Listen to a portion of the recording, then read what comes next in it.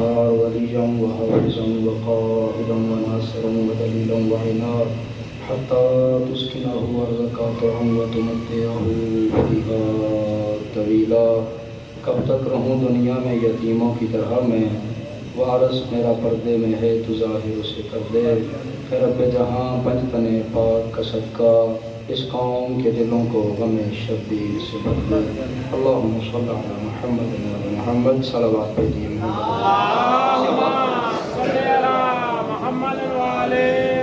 اعوذ باللہ السمیع العلیم من الشیطان اللعین الرجیم. بسم اللہ الرحمن الرحیم.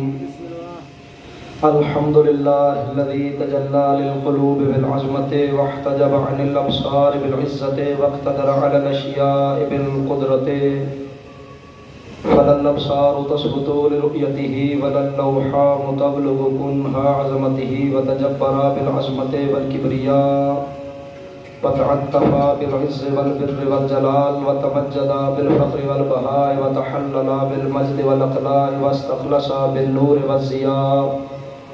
والصلاة والسلام على صاحب نعمة العظمى والمحجة الكبرى النبي الأمي المكي المدني الاتهامي السيد الوهي والسراج المضيء والكوكب الدري صاحب الوقار والسكينة المدفون بأرض مدینہ بالقاسم محمد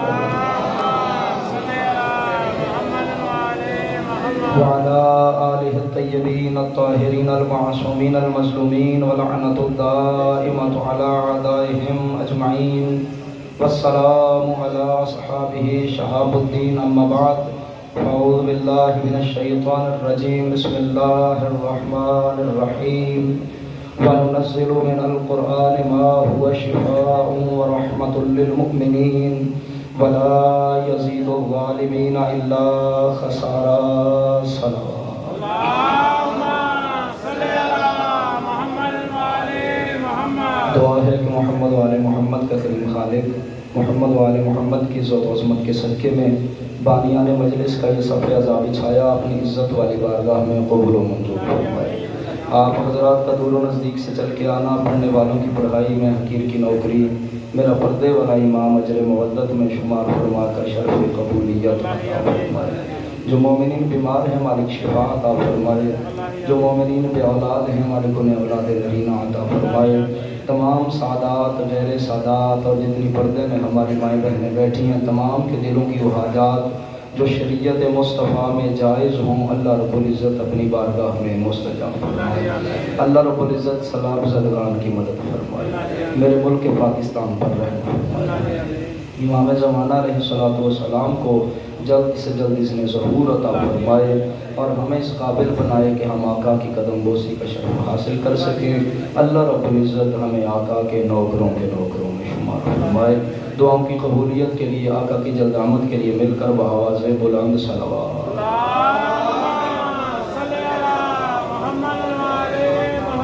مجھے طاہر شاہ جی نے موضوع دیا ہے لیکن آپ کی صلوات موضوع والی نہیں ہے، صلوات موضوع والی ہے.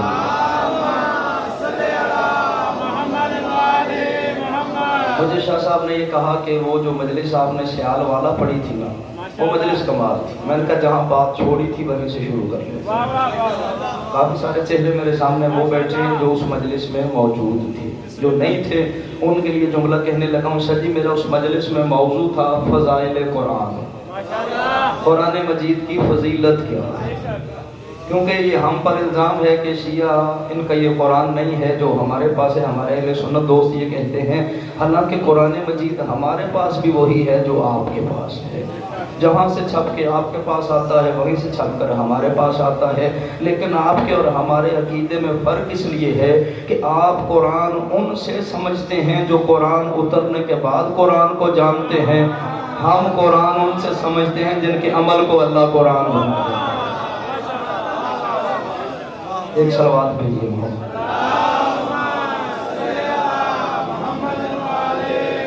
تو جو ہے جناب سورہ مبارکہ بنی اسرائیل کے ایک آیت مجیدہ میں نے تلاوت کی ہے.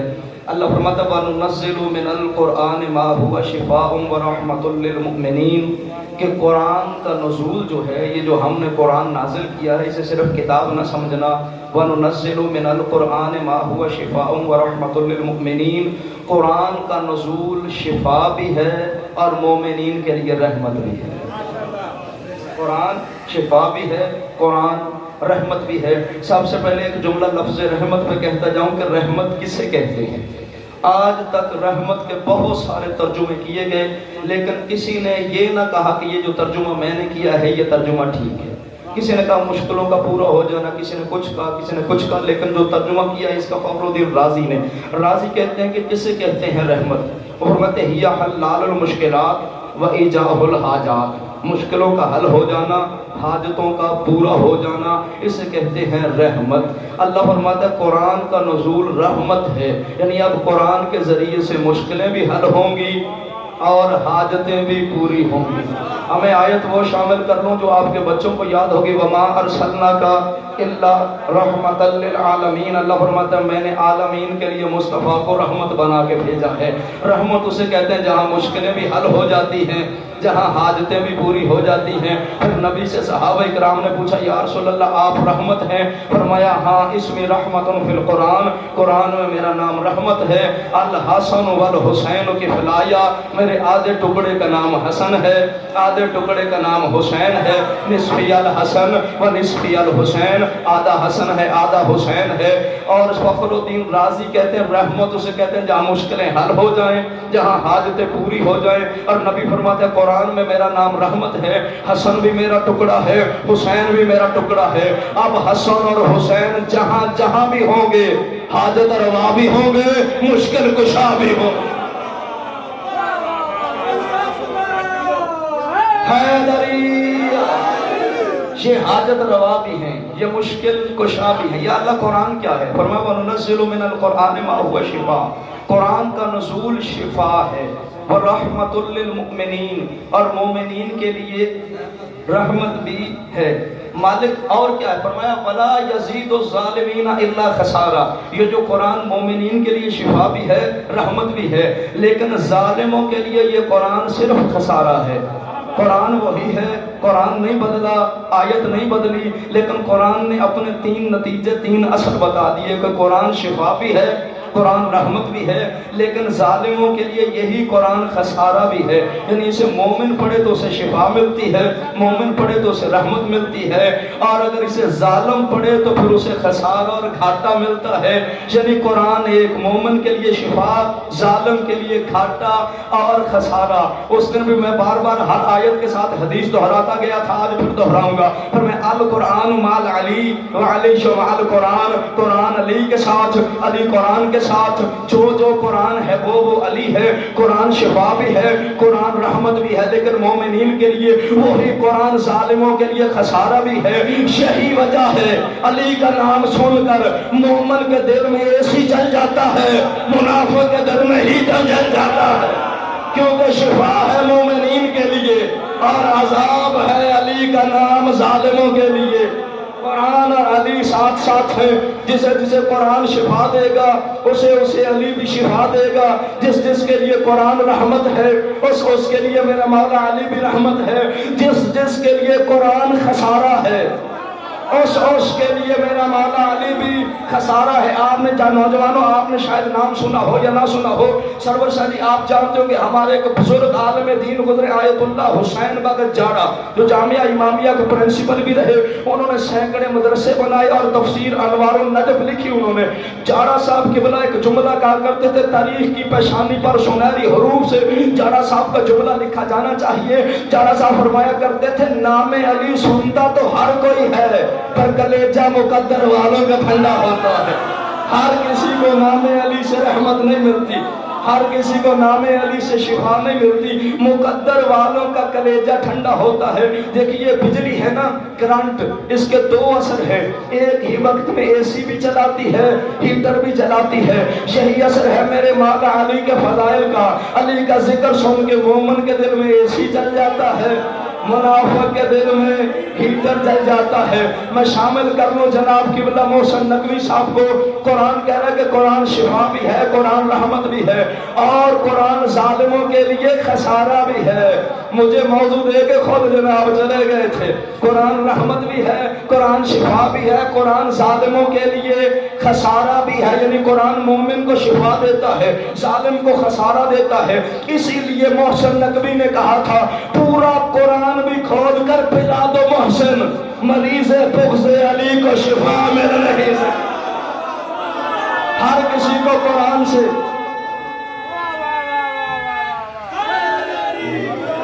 ہر کسی کو قرآن سے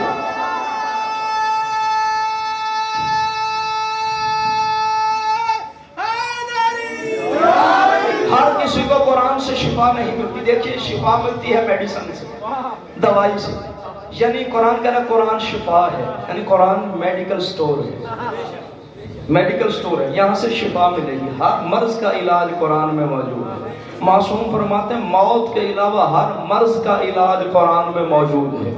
بندے کے سامنے میرے مولا امام باقر علیہ السلام نے فرمایا، مولا فرماتے ہیں کہ اگر مردے پر پڑھو قرآن، مردے پر، مردہ اٹھ کر چل پڑے۔ انہوں نے کہا مولا ہم تو پڑھتے ہیں، ہمارے سامنے تو مردے نہیں چلتے، پر میں پڑھنے کے لیے زبان یا میرے نانا نبی کی ہو یا میرے دادا علی کی ہو۔ مردے بھی چل پڑتے ہیں، شرط یہ ہے کہ زبان ایسی ہونی چاہیے یا نبی جیسی یا علی جیسی۔ یہ نبی اور علی جیسی کیوں؟ اس لیے کہ نبی کی پاکیزگی قرآن کے برابر ہے، علی کی پاکیزگی بھی قرآن کے برابر۔ دیکھیے آپ قرآن مجید لے کے آئیں بازار سے، 200 400 500 1500 2000 جتنا بھی ہدیہ دے لے کے آئیں، کبھی آپ نے اسے غسل نہیں دیا، کبھی غسل دیا کسی نے قرآن مجید؟ حالانکہ آپ بازار سے خرید کے لائے، آپ کو کیا پتا کسی نجس نے اسے ہاتھ لگایا ہو یا پاک نے لگایا، کیا پتا کس نے قرآن کو ہاتھ لگایا ہے، لیکن آپ اسے غسل دے کے پاک نہیں کرتے۔ اگر کوئی بندہ قرآن کو غسل دے کے پاک کرنے کی کوشش کرے، آپ کہیں گے عقل کر ہے، یہ قرآن ہے، اسے حاجت غسل نہیں، یہ پاک کرنے آیا ہے، پاک ہونے نہیں آیا۔ ڈھونڈ کوئی ایسا خاندان جو تجھے قرآن سکھائے، کیوں؟ اس کی پاکیزگی قرآن کی پاکیزگی کے برابر ہونی چاہیے۔ اصول کافی ہو، ملا یحضر الحقی ہو، الاستبصار ہو، شیعہ کی چھوٹی کتاب ہو یا بڑی کتاب ہو، ہم کسی کتاب کو قرآن کے برابر نہیں مانتے، اس لیے کہ قرآن کا ماضی پاک ہے۔ کسی اور کتاب کا کیا پتا کہ اس کا ماضی پاک ہو یا نہ پاک ہو۔ نبی نے فرمایا القرآن مع علی وعلی مع القرآن، قرآن علی کے ساتھ، علی قرآن کے ساتھ۔ جس طرح قرآن کا ماضی پاک ہے اس طرح علی کا بھی ماضی پاک ہے۔ توجہ نہیں فرمائی آپ نے؟ میں آیت پڑھ لیتا ہوں، سورہ مبارکہ یونس کا آیت نمبر 16 ہے۔ جب کافروں نے آگے کہا ہم تجھے نبی نہیں مانتے، کوئی دلیل لا، نبی نے فرمایا چاند 2 ٹکڑے کیے۔ اللہ فرماتا نہ، یہ نہ بتا کہ چاند 2 ٹکڑے کیے، یہ نہ بتا میری انگلیوں میں سے پانی کے چشمے نکلے تھے، انہیں یہ نہ بتا درخت چل کر مجھے سلام کرنے آتے ہیں، انہیں یہ نہ بتا جاتی ہوئی گو واپس پلٹ کے میرا کلمہ پڑھ کے گئی تھی۔ یا اللہ پھر کیا کہوں؟ فرمایا ان سے کہہ دے فقد لبثت فیکم عمرا من قبلہ افلا تعقلون، اس اعلان رسالت سے پہلے میں نے تمہارے درمیان زندگی نہیں گزاری، اور کبھی کوئی جھوٹ دیکھا ہو تو بتاؤ، کبھی میرے کردار میں کوئی عیب دیکھا ہو تو بتاؤ۔ میں محمد پہ عیب ہوں نا، میں نے اعلان نبوت سے پہلے تمہارے درمیان زندگی گزاری ہے نا۔ یعنی قرآن نے کلیہ دے دیا، جسے منوانا ہو اس کا ماضی دکھایا جاتا ہے، جسے منوانا ہو اس کا ماضی دکھایا جاتا ہے۔ میں نے تجھے علی منوانا ہے، تم نے کوئی اور منوانا ہے، میں تجھے علی کا ماضی دکھاتا ہوں، تو مجھے ان کا ماضی دکھا۔ ماضی دکھا، میں ماننے کے لیے تیار ہوں، میں جلدی کروں کیونکہ وقت بہت کم ہے جناب۔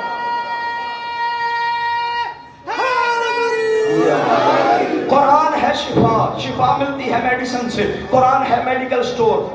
شدی میں تجربہ کرنے کے لیے پاک میڈیکل سٹور ہے کھوڑے والا بازار میں، وہ میرا دوست ہے، میں اسپیشل گیا اس کے پاس پہلے، میں نے کہا سر میں درد ہے میڈیسن دے، اس نے کہا نا آپ کو بلڈ پریشر کا مسئلہ ایسے نہیں دے۔ میں نے کہا کیا اس نے پہلے ڈاکٹر کے پاس جا، لکھوا کے لے کے آ۔ میں نے کہا یار سر میں درد دے دے، اس نے کہا نہیں پہلے لکھوا۔ بغیر لکھوائے میڈیکل سٹور والے میڈیسن نہیں دیتے۔ تو بھی تو کسی سے لکھوا کے لے کے آنا. قرآن شفا تو ہے، لیکن کیا پتہ آل عمران کہاں شفا دیتی ہے، کیا پتہ سورہ کوثر کہاں شفا دیتی ہے، کیا پتہ سورہ فلق کہاں شفا دیتی ہے، کیا پتہ سورہ ناس کہاں شفا دیتی ہے. کسی سے لکھوا کے لے کے آ.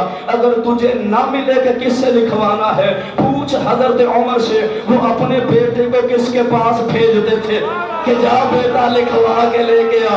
حد ہو گئی، حضرت عمر کو لکھوانے والا مل گیا، تجھے لکھوانے والا کوئی نہیں ملتا. وہ اپنے بیٹے کو علی کے بیٹے کے پاس بھیجتے تھے کہ جا بیٹا لکھوا کے لے کے آ. بندے کو کہہ دی میڈیکل سٹور ہے، اس میں ساری میڈیسن پڑی ہے، ہر مرض کی دوائی پڑی ہے، جا میڈیکل سٹور میں، آنا نہیں لوں گا تجھ سے، کھا ٹھیک ہو کے واپس آ جا. جی بندہ ٹھیک ہو کے آئے گا، لاش نکالنی پڑے گی، مر جائے گا وہ بندہ دوائی کھا کے جو ڈاکٹر سے لکھوائے بغیر کھائے گا. جس طرح بندہ ڈاکٹر سے نہ لکھوائے میڈیسن کھا کے مر جاتا ہے نا، جو آل محمد کے دروازے پہ نہیں آئے گا قرآن پڑھ کے بھی ہلاک ہو جائے گا. اب پتہ چلا شمر جہنم میں کیوں چلا گیا، کیونکہ قرآن پڑھتا تھا، باہر سے قرآن کا دشمن تھا. قرآن شفا دے گا لیکن شرط ہے کہ باہر سے قرآن کے دروازے پر آنا پڑے گا. مالک یہ قرآن کس حیثیت کا مالک ہے؟ اچھا جو اس دن موجود تھے 12 کو سیال والا میں وہ موجود تھے، جو نہیں تھے ان کے لیے میں 2 آیتیں دہرا لوں. سورہ عروج میں اللہ فرماتا ہے قرآن مجید ہے. مجید کہتے ہیں بزرگ کو، عزت والے کو. سورہ واقعہ میں اللہ فرماتا ہے قرآن کریم ہے. کریم کہتے ہیں کرم کرنے والے کو. میں نے جب سے یہ آیت میری عقل میں اتری ہے نا، خدا کی قسم مجھے بڑا لطف ہے اس آیت. کریم کے جو ترجمے کیے گئے، ایک ترجمہ کیا گیا ہے جی کریم اسے کہتے ہیں جب سائل آ کے سوال کرے تو جو اب سب کچھ دے دے اسے کریم کہتے ہیں، جو اپنے لیے بچا کے دے اسے سخی کہتے ہیں. دوسرا ترجمہ کیا گیا کہ جو سوال کرنے پر دے اسے سخی کہتے ہیں، جو بن سوال کے عطا کرے اسے کریم کہتے ہیں. قرآن کہہ رہا ہے قرآن کریم ہے. نبی فرماتے ہیں قرآن علی کے ساتھ ہے، علی قرآن کے ساتھ ہے. اور جب قرآن کریم ہے پھر علی بھی تو کریم ہے نا، یعنی بن مانگے علی عطا کرے گا. اچھا قرآن نے قرآن کے کرم کی حد نہیں لگائی کہ رزق مانگو تو ملے گا، اولاد مانگو تو نہیں ملے گی. نہ، قرآن کریم ہے، قرآن کے ذریعے سے رزق مانگو ملے گا، اولاد مانگو ملے گی، شفا مانگو ملے گی. جیسے قرآن کریم ہے اسی طرح علی بھی کریم ہے. تو قرآن بیٹے دے تو تجھے موت نہیں پڑتی، علی بیٹے دے تو تجھے موت کیوں آ جاتی ہے؟ قرآن علی کے ساتھ ہے، علی قرآن کے ساتھ ہے. یہ میں نے بلا وجہ جناب آیت نہیں پڑھی، میں نے ایک جملہ کہنا ہے جس کے لیے میں نے آیت پڑھی ہے. قرآن مجید بھی ہے، قرآن کریم بھی ہے، قرآن شفا ہے.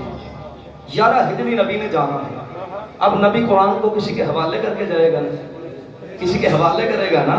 کس کے حوالے کرے گا؟ جس کی پاکیزگی قرآن کی پاکیزگی کے برابر ہو. نوجوانوں آپ سے بالکل نہیں کہتا کہ بولنا، لیکن یہ جو بزرگ سید بیٹھے باجی بات دل میں اترے تو پھر دعا کیجئے گا اللہ میرے والد کو صحت عطا کرے. دیکھیے گا میں نے تحقیق کر کے دیکھیے بات کہاں کی نکال کے لے کے آیا ہوں. قرآن پاک، قرآن مجید، قرآن کریم، قرآن شفا. نبی جا رہا ہے، نبی قرآن کو حوالہ تو نہیں چھوڑ کے جائے گا نا، آخر کسی کے حوالے کر کے جائے گا. ویسے نبی قرآن اس کے حوالے تو نہیں کر کے جا سکتا جو اپنی پہلی تقریر میں کہے کہ ٹھیک رہوں تو میری اتباع کر لینا، شیطان غالب آئے تو مجھے پکڑ کر سیدھا کر لینا. مجھ پر شیطان غالب آ جائے تو مجھے پکڑ کر سیدھا کر لینا. بڑے ادب کی حد ہے کہ دیار مصطفیٰ ہے، اس سے زیادہ تو میں کچھ نہیں کہہ سکتا. میں تو صرف یہ کہوں گا بابا جی آپ کی پیروی کریں یا آپ کا خیال رکھیں. مجھے وہ چاہیے جس سے میرا خیال رکھے، مجھے وہ نہیں چاہیے جس کا میں خیال رکھوں.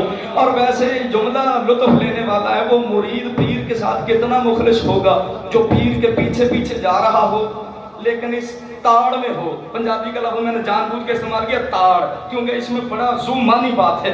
اس تاڑ میں ہو کہ پیر غلطی کرے میں پکڑ کر سیدھا کروں، پیر غلطی کرے میں پکڑ کر سیدھا کروں. مجھے وہ نہیں چاہیے جسے میں سیدھا کروں، مجھے وہ چاہیے جو مجھے سیدھا کرے.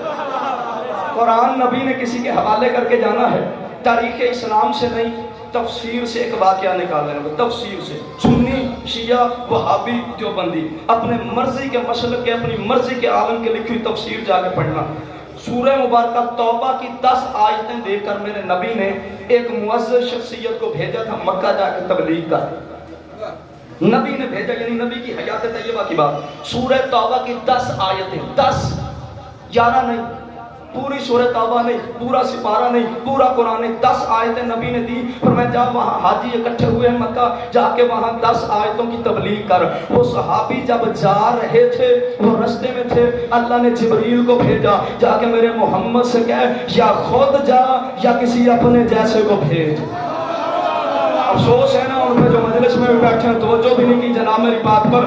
یا خود جا یا کسی اپنے جیسے کو بھیج. پھر میرے نبی نے مولا علی کو بھیجا, اسے واپس بلایا, علی کو بھیجا, اسے واپس بلایا. پر میں علی اسے مدینے واپس بھیج, تو جا کے ان 10 آیتوں کی تبلیغ کر. قتل ہو سکتا ہے حافظ امجد لیکن یہ عقیدہ نہیں چھوڑ سکتا. نبی نے بھیجا 10 آیتیں دے کر, اللہ نے واپس بولا یا خود جا یا اپنے جیسا بھیج. اور جو نبی کی زندگی میں 10 آیتوں کا مبلغ نہ بن سکا وہ نبی کے بعد منبر کا وارث کیسے بن سکتا؟ یار کہاں 10 آیتیں کہاں پورا قرآن. جو 10 آیتوں کا وارث نبی کی زندگی میں نہیں بن سکا نبی کے بعد پورے قرآن کا وارث بن جائے. پھر جاڑا صاحب کی بات مجھے بڑی یاد آ گئی. مسجد میں لاہور بات سے مسجد میں نبی کی نالین پڑی ہوئی تھی. 92 میں چوری ہو گئی, 1992 میں چوری ہو گئی. اخبار میں خبر چلی مسلمانوں کے ملک میں مسلمانوں کے نبی کی جوتی چوری ہو گئی. اخبار میں خبر چھپی, اخبار گئی جاڑا صاحب قبلہ کے پاس, انہوں نے اخبار پڑھی اور مسکرانے لگے. بندوں نے پوچھا قبلہ نبی کی جوتی چوری ہو گئی اور آپ مسکرا رہے ہیں.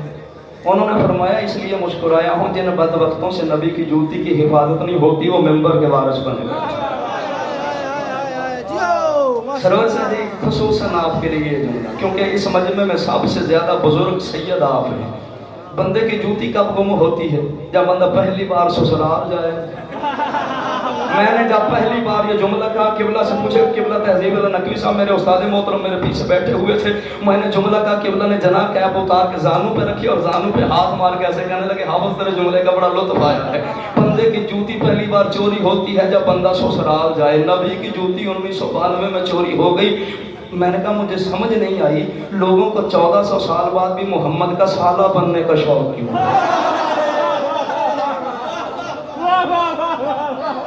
نبی کی جوتی مسلمانوں کے ملک میں نبی کی جوتی چوری ہو گئی, اور جہاں نبی کی جوتی چوری ہو سکتی ہے وہاں نبی کی بیٹی کی وراثت بھی چوری ہو سکتی ہے. اللہ نے قرآن کو بیعت بنا کے بھیجا. میں مثال دینے لگا ہوں, واقعی حقیقی نہیں, مثال دینے لگا ہوں. میری ہو جائے طبیعت خراب, میں گیا میڈیکل سٹور, انجیکشن دے دی, انہوں نے دے دیا, میں لے آیا. میرے محلے میں جو ڈاکٹر بیٹھا تھا میں نے اس کا لگا دیا. اس نے کہا سرنج نہیں لایا. میں نے کہا یار 10 روپے, مولوی بندہ ہوں میں تو پیسے بچانے کے چکر میں رہتا, 10 بچ رہے ہیں, یہ جو تیرے پاس پڑی ہے نا یہ اٹھا کے لگا. اس نے کہا کہ اللہ یہ میں نے پہلے یوز کی ہے. میں نے کہا کچھ نہیں ہوتا, لگا دے. اب انجیکشن لگ گیا, ٹھیک ہونے کے بجائے مجھے الرجی ہو گئی. چلا گیا میں پھر میڈیکل سٹور والے کے پاس, کیسا انجیکشن دیا, مجھے الرجی ہو گئی. انہوں نے کہا کہ بلا انجیکشن ٹھیک تھا. ہاں یاد آیا آپ سرنج نہیں لے کے گئے تھے. میں نے کہا یار میں 10 بچانے کے چکر میں تھا, اس کے پاس پڑی. تو اس نے کہا پہلے استعمال شدہ تو نہیں تھی. میں نے کہا استعمال شدہ تھی. اس نے کہا دیکھیے وہ جو سرنج آپ نے استعمال کی انجیکشن ٹھیک تھا, میڈیسن ٹھیک تھی, لیکن وہ جو سرنج آپ نے ٹھیک استعمال کی نا وہ ٹھیک نہیں تھی. میں نے کہا جب انجیکشن ٹھیک تھا تو سرنج کی کیا بات ہے؟ اس نے کہا یہ سرنج جو ہے نا یہ دراصل ہے وسیلہ. میں نوجوانوں کے لیے چپ ہوا ہوں, یہ سرنج ہے وسیلہ. اس نے کہا چونکہ وسیلہ صحیح نہیں تھا لہذا وہ میڈیسن تو ٹھیک تھی, وسیلہ ٹھیک نہیں تھا, آپ کو شفا نہیں ملی, مرض میں اضافہ ہو گیا ہے, بلڈ پریشر اپنی جگہ پر رہا, ساتھ الرجی بھی ہو گئی. میں کہتا ہوں مسلمان قرآن ہے لا ریب اور بے عیب, اس میں شفا بھی ہے. وسیلہ وہ ڈھونڈ جو پاک ہو, کیونکہ اگر تو نے ناپاک وسیلہ ڈھونڈ لیا تو پھر تجھے شفا نہیں ملے گی بلکہ تیرے مرض میں اضافہ ہو جائے گا. اور مذہب اسلام میں بندہ قرآن سے شفا لینے کے لیے آئے, وسیلہ ٹھیک نہ لے کے آئے شفا نہ ملے تو بندہ شمر بن جاتا ہے۔ اللہ نے قرآن کو کہاں نازل کیا؟ قلب مصطفیٰ پر۔ کیسا ہے قلب مصطفیٰ؟ ایک سلوات پڑھیے محمد والے۔ یہ یوں تھکی ہوئی نہیں، مل کر بآواز بلند سلوات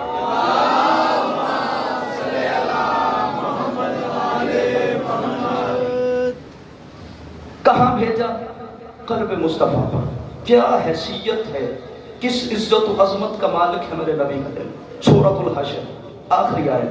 بس میں نے 2 یا 3 آیتیں پڑھ کے نتیجہ دے کے ممبر چھوڑ دینا، ایک جملہ مصاحب کا پڑھوں گا، بھائی کو ممبر دے دوں گا۔ اللہ فرماتا ہے وَنُنَزِّلُ مِنَ الْقُرْآنِ مَا هُوَ شِفَاءٌ۔ آیت ذہنوں میں ہے جی، قرآن کا نزول شفا بھی ہے، رحمت بھی ہے۔ اب کیا فرمایا؟ لو انزلنا هذا القرآن على جبل لرأيته خاشعا متصدعا من خشية الله وتلك الأمثال نضربها للناس لعلهم يتفكرون۔ فرمایا حبیب اگر اس قرآن کو ہم کسی پہاڑ پر نازل کرتے تو وہ پہاڑ خوف خدا بندی کی وجہ سے ریزہ ریزہ ہو جاتا۔ پہاڑ انتہائی سخت چیز ہے، لیکن اللہ فرماتے اگر یہ پہاڑ پر اترتا تو پہاڑ اسے برداشت نہ کر سکتا، پہاڑ پھٹ جاتا۔ پہاڑ بڑا سخت ہے، لیکن قرآن اگر پہاڑ پر اترتا تو پہاڑ پھٹ جاتا۔ اب پتہ چلا قلب محمد میں کتنی طاقت ہے کہ جس نے قرآن کو متحمل ہوا، جو قرآن کا، جس نے قرآن کا بوجھ اٹھا لیا۔ اب قرآن نے بتا دیا کہ جب قرآن نازل ہو تو پہاڑ کا پتھر پھٹ جاتا ہے۔ میں نتیجہ دوں گا جناب، مجھے نتیجہ دینے کے لیے میں بغیر نتیجے کے بات نہیں کیا کرتا، مجھے نتیجہ دینا ہوتا ہے بات کا۔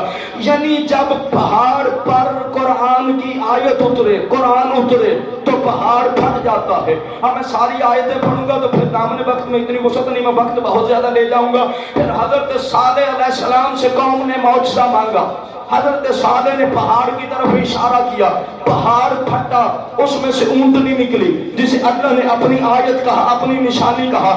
ثابت ہوا قرآن آئے تو پتھر پھٹتا ہے، اللہ کی نشانی آئے تو پتھر پھٹتا ہے۔ بات یاد رکھے، قرآن آئے تو پتھر پھٹتا ہے، اللہ کی نشانی آئے تو پتھر پھٹتا ہے۔ اب سورہ اعراف پڑھیے، جب حضرت موسیٰ علیہ السلام نے فرمایا ربی ارنی انظر الیک، یا اللہ مجھے اپنی ذات دکھا، میں تجھے دیکھنا چاہتا ہوں۔ قال لن ترانی، فرمایا موسیٰ تو مجھے دیکھ نہیں سکتا، ولکن انظر الی الجبل فان استقر مکانہ فسوف ترانی، پر موسیٰ اس پہاڑ کی طرف دیکھ، اگر یہ پہاڑ اپنی جگہ پر ساکت رہا، جمع رہا، موجود رہا، پھر تو مجھے دیکھ سکے گا۔ اللہ فرماتا فلما تجلی ربہ للجبل جعلہ دکا وخر موسیٰ صاعقہ، بڑی تجلی تیرے رب کی پھر پہاڑ پر، پہاڑ پھٹ گیا، ریزہ ریزہ ہو گیا، موسیٰ بے ہوش ہو گیا۔ 3 منظر قرآن نے بتا دیے، یا رب کے نور کی تجلی آئے تو پہاڑ پھٹتا ہے، یا اللہ کی آیت آئے تو پہاڑ پھٹتا ہے، یا قرآن آئے تو پہاڑ پھٹتا ہے۔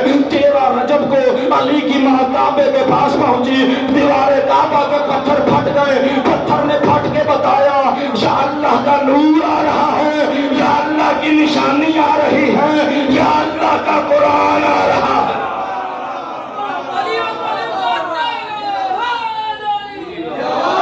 علی اللہ کی نشانی بھی ہے، علی اللہ کا نور بھی ہے، علی قرآن بھی ہے۔ میں قرآن علی کے ساتھ، علی قرآن کے ساتھ۔ میرے مولا علی فرماتے انا قرآن الناطق، میں بولنے والا قرآن ہوں۔ سورہ قدر میں اللہ کیا فرماتا ہے؟ ہم نے اس قرآن کو قدر والی رات میں نازل کیا۔ وما ادراک ما لیلۃ القدر، تمہیں کیا پتا قدر والی رات کیا؟ اور جس رات میں قرآن اترا اس رات کو نہیں سمجھ سکتے، جس ذات پہ اترا ہے اس ذات کو کون سمجھے؟ جس رات میں قرآن اترا کوئی رات نہیں کہہ سکتی میں اس رات جیسا، جس شہر میں قرآن اترا کوئی شہر نہیں کہہ سکتا میں اس شہر جیسا، جس ذات پر قرآن اترا کوئی ذات نہیں کہہ سکتی میں اس ذات جیسی۔ تو پھر جس گھر میں قرآن اترا کوئی کیسے کہہ سکتا ہے کہ میرا گھر اس گھر جیسا؟ قرآن میں آیتیں، صورتیں، سپارے، منزلیں۔ آپ نے دیکھا ہوگا اخبار پہ اکثر آیات لکھی ہوئی، وہ اخبار پھر جب ردی والے کے پاس پہنچتی ہیں، پھر سموسے بیچنے والے، پکوڑے بیچنے، پتیسا بیچنے والے، ان کے پاس وہ اخبار پہنچ جاتے ہیں، یہ پھر اخبار کی پیس کر لیتے ہیں، پھر بچوں کو پتیسا، پکوڑے، سموسے ایسی چیزیں ڈال کے دیتے ہیں۔ بچے کیا کرتے ہیں؟ وہ چیز کھا کے اخبار زمین پر ڈال دیتے ہیں۔ ایسا ہی ہوتا ہے نا، کوئی پڑھا لکھا بندہ گزرے، اٹھاتا ہے، اسے صاف کرتا ہے، چومتا ہے، اونچی جگہ پہ رکھ کے کہتا ہے حیا کیا کرو، آیتیں بازاروں میں رول رہی ہیں۔ حیا کیا کرو، بات شیعہ سننے کی نہیں ہے، بات مسلمان کی۔ ہر مسلمان کہتا ہے حیا کیا کرو، آیتیں بازاروں میں رول رہی ہیں۔ کیوں کہتا ہے حیا کیا کرو؟ اس لیے کہ ہر بندہ سمجھتا ہے کہ آیتیں بازاروں میں رولنے کے لیے نہیں ہوتی۔ خدا کی قسم قرآن میں آیتیں ہیں، یہ قرآن کی آیتیں جس وجہ سے محفوظ ہیں وہ میرا نبی ہے۔ میرے نبی کی بھی کچھ آیتیں ہیں۔ میرے نبی کی کسی آیت کا نام فاطمہ زہرا ہے، کسی آیت کا نام زینب کبریٰ ہے، کسی آیت کا نام فاطمہ صغریٰ ہے، کسی آیت کا نام فاطمہ سکینہ ہے۔ اور جب اس قرآن کی آیتیں بازاروں میں نہیں رلنی چاہیے تو پھر اس قرآن کی آیتوں کا کیا قصور؟ ایک جملہ مجھے پڑھنا ہے لیکن ذہن ملائیے گا میرے ساتھ۔ مصائب کیفیت کا نام ہے، مصائب درد کو محسوس کرنے کا نام ہے۔ فضائل پڑھ لینا فن ہو سکتا ہے، مصائب پڑھنا فن نہیں۔ یہ اپنے اپنے اندر کا درد ہے۔ میں صدی ایک دن تقریباً مغرب کا وقت تھا، میں چھت پر بیٹھا ہوا تھا، میرے ذہن میں ایک جملہ آیا، میں بڑا رویا۔ شام چونکہ ہونے والی تھی، رات میں مغرب کی اذانیں ہو رہی تھی اہل سنت کی، تو رات ہونے والی تھی۔ جملہ میرے ذہن میں آیا کہ یہی وقت تھا جب خیموں کو آگ لگی۔ جو آپ نے ہائے کی، میں بہت راضی آپ پر، میرے دل سے دعا نکلی اللہ آپ کو وہ جگہ دکھائے جہاں عالیہ کے خیمے تھے۔ لیکن جو جملہ سوچ کے میں رویا کہ پردیس، صحرا، بھائی مارے گئے، بیٹے بھتیجے بھانجے مارے گئے۔ اسی وقت علی کی بیٹی صحرا میں کھڑی سوچ رہی ہوگی وہ مسلمانوں نے ہمارا 6 ماہ کا بچہ بھی مار دیا۔ آپ کا مجھے نہیں پتا، لیکن میں یہ جملہ سوچ کے بڑا رویا کہ مسلمانوں نے ہمارا 6 ماہ کا بچہ نہیں چھوڑا، ہمارا 6 ماہ کا بچہ۔ امام سجاد فرماتے ہیں شام غریباں آئی، مسلمانوں نے میرے سامنے لا کے ایک گٹھڑی رکھی، فرماتے میں سمجھا شاید لٹی ہوئی چادر واپس آئی۔ ذاکرین پڑھتے ہیں اللہ انہیں سلامت رکھے، کہتے بی بی کے سر سے چادر چھینی گئی۔ کیسے چھینی گئی؟ 9 نیزے مار کر عالیہ کے سر سے چادر چھینی۔ ذاکرین کو اللہ سلامت رکھے، یہ پڑھتے ہیں بی بی نے فرمایا چادر دے دو میں علی کی بیٹی ہوں۔ فرمایا ہے چادر دے دو، لیکن حقیقت یہ نہیں کہ فرمایا چادر دے دو میں علی کی بیٹی ہوں، فرمایا میں علی کی بیٹی ہوں، چادر دو بازار عبور کر کے واپس دے جاؤں۔ شیری فرمایا میں چادر ساتھ لے جاؤں گی، نہ چادر عبور کر کے تمہاری چادر تمہیں واپس دے جاؤں گی۔ مسلمانوں دکھ تو اسی بات کا ہے، مسلمانوں نے محمد کی بیٹیوں کو چند منٹوں کے لیے چادر۔ مولا فرماتے میرے سامنے گٹھڑی گئی، میں نے سمجھا لٹی ہوئی چادر ہی واپس آئی۔ فرماتے میں نے گرہ کھولی، چیخیں نکل گئی زین العابدین کی، جب دیکھا اس میں رسیاں تھی۔ فرمایا مسلمانوں یہ رسیاں کیا کرنی ہے؟ کہنے لگے سجاد اپنی پھپھیوں کے ہاتھ باندھ۔ پڑھ دینا آسان ہے، آپ کا سن دینا آسان ہے۔ میں جملہ پڑھنے لگا، معافی مانگ کے اس بی بی سے جو شام سے آئی بیٹھی، معافی مانگ کے اس امام سے جو شام سے آیا بیٹھی، پھپھیوں کو ساتھ لے کے مجلس میں۔ پہلے مجلسوں میں تابوت علی اکبر کو ہوتا ہے، سجاد آتا ہے، آج اس مجلس میں جنازہ سید الساجدین۔ میرے بعد بھائی نے پڑھنی ہے شہادت، وہ پڑھیں گے۔ فرماتے ہیں میں رسیاں سامنے رکھ کے رو رہا تھا، میری پھپھی سجاد روتا کیوں ہے؟ پھپھی مسلمانوں نے رسیاں بھیجی، علی کی بیٹی نے بیٹھ کر رونا شروع کر دیا۔ بی بی فضا علی کی بیٹی کیوں روتی ہے؟ فرمایا مسلمانوں نے بھیجی ہیں رسیاں، رو اس لیے رہی ہوں بابا کی کس بہو سے کہوں پہلے تیرے ہاتھ باندھ، میں کیسے اپنے بابا کی بہوؤں کے، کیسے اپنی بھابھیوں کے ہاتھ باندھوں؟ میری کروڑوں بار جان قربان جناب فضا کے نقش پا پر اپنے ہاتھ بڑھا کے فرمایا رو نہیں، پہلے میرے ہاتھ۔ ایک رسی میں 17 بیویاں، جو رسی جناب زینب عالیہ کی گردن میں وہی رسی جناب سکینہ سلام اللہ۔ مجھے ایک جملہ بازار کا پڑھنا ہے، لیکن اس کے لیے میں پہلے آپ کے ذہنوں کو آمادہ کر رہا ہوں، میں آپ کے ذہنوں کو وہاں تک لے جانا چاہتا ہوں، منظر دکھانا چاہتا ہوں بازار میں منظر کیا۔ ایک رسی میں 17 بیویاں گئے، چھوٹے چھوٹے بچے رسیوں میں بندھے ہوئے، ہر بچے کے ہاتھوں میں رسیاں تھیں، سکینہ کی گردن میں رسیاں، کان زخمی، چہرے پہ تماچوں کے نشان، پردہ جگا ہوا، سید زادیوں کے سر زخمی، چہرے بالوں سے چھپائے ہوئے، بالوں پر خون، لباس پر خون، خون کے اوپر خاک پڑی ہوئی، درد پڑی ہوئی، بازار میں قافلہ داخل ہوا۔ اب یہ منظر دیکھ کے بچے خوش تو نہیں ہوتے نا۔ بی بی نے وہاں بازار میں کھڑے ہو کے فرمایا مجھے رستہ دو، میں نبی کی بیٹی۔ علامہ محمد عباس قمی اللہ ان کے درجات بلند فرمائے، قبلہ نے موشن نقوی شہید کا جلسہ تھا، وہاں یہ جملہ کا جملہ حقیقت ہے۔ محمد عباس قمی صاحب نے پڑھا بازار میں اعلان ہوا جس نے بدلے لینے ہیں لے لو علی کی بیٹیاں آ گئی۔ یہی ہوا، بازار میں اعلان ہوا علی کی بیٹیاں آ گئی ہیں، جس نے بدر احد خندق اور خیبر والے بدلے لینے ہو نا آ کے علی کی بیٹیوں سے بدلے لے لو۔ محمد عباس قمی صاحب نے ساری زندگی پھر یہ جملہ پڑھا، سامنے سے ایک بزرگ اٹھ کے کھڑا ہوا، قمی صاحب فرماتے ہیں وہ سید تھا، سفید داڑھی تھی اس کی، اٹھ کے کھڑا ہوا ماتم کر کے کہنے لگا قمی صاحب بیٹوں سے بدلے لیے جاتے ہیں، بیٹیوں سے بدلے نہیں لیے جاتے، اور بیٹیوں سے بدلے کون لیتا ہے؟ کوئی تو ان بے غیرتوں کو بتاتا علی کے بیٹوں سے بدلے لینا، علی کی بیٹیوں سے تو بدلے لینا۔ بازار میں قافلہ داخل ہوا، جب کہا گیا نا علی کی بیٹیاں آ گئی ہیں، ایک عورت رستہ چیرتی ہوئی سامنے آئی، اس نے کہا آپ علی کی بیٹی ہیں؟ بی بی نے فرمایا سلمہ مجھے پہچان، میں نے تجھے قرآن پڑھایا تھا، میں وہ تجھے قرآن پڑھانے والی تیری مرشد زادی زینب عالیہ ہوں۔ اس نے کہا بی بی آپ کی تو صاف بھائیوں کی تھی، کہاں گیا آپ کا غازی؟ فرمایا وہ جو گھوڑے کی گردن میں سر ہے وہ میرے غازی کا ہے، وہ جو خوبصورت سر ہے وہ میرے اکبر کا ہے، جو نیزے پہ قرآن پڑھ رہا ہے یہ میرا حسین۔ ایک چھوٹی سی بچی چلتی ہوئی آئی، جناب سکینہ کے سامنے کھڑی ہوئی، کہنے لگی ماننتی تو کون ہے؟ تو میں اس میں سکینہ انا بنت الحسین، نام سکینہ ہے، حسین کی بیٹی۔ اس نے کہا کون سا حسین؟ تو میں مدینے والا حسین۔ اس نے کہا ہر شہر کو مدینہ کہتے ہیں، تو کون سے مدینہ کے رہنے والی ہے؟ اور میں مدینہ الرسول، میں رسول کے مدینے کے رہنے والی ہوں۔ اس نے کہا بی بی اچھا اگر تو وہاں کی رہنے والی ہے، وہاں ہمارے پیر رہتے ہیں، مجھے بتا تیرا محلہ کون سا ہے؟ بی بی نے فرمایا میرا محلہ بنی ہاشم ہے۔ اس نے کہا بی بی محلہ بنی ہاشم میں تو ہمارے پیر رہتے ہیں، تیرا محلہ بنی ہاشم میں گھر کہاں؟ جنہوں نے ماتم کرنا تیرا محلہ بنی ہاشم میں گھر کہاں پر ہے؟ بی بی نے فرمایا جب سورج ڈھلتا تھا نا محمد کے روضے کا سایہ میرے ذہن میں آتا تھا، اور میں محمد کے روضے کے سائے میں کھیلا کرتے تھے، میرا وہاں پر گھر تھا۔ اس نے کہا بی بی اگر آپ کا گھر روضہ رسول کے اتنا قریب تھا پھر تو آپ میرے مرشد حسین کو جانتی ہوں گی۔ رو کے فرمایا جیسے حسین کو میں جانتی ہوں ویسے حسین کو کوئی نہیں جانتا، جس کے لیے میں نے سیدزادیوں سے معافی مانگی، میں وہ جملہ پڑھنے لگا ہوں۔ وہ بچی اپنے گھر واپس گئی، اس کی ماں بیٹھی قرآن پڑھ رہی تھی، ماں کے سامنے کھڑی ہوئی کہنے لگی اماں میں نے سنا تم مجھے بتایا کرتے ہم مدینے والے سیدوں کے مرید ہیں۔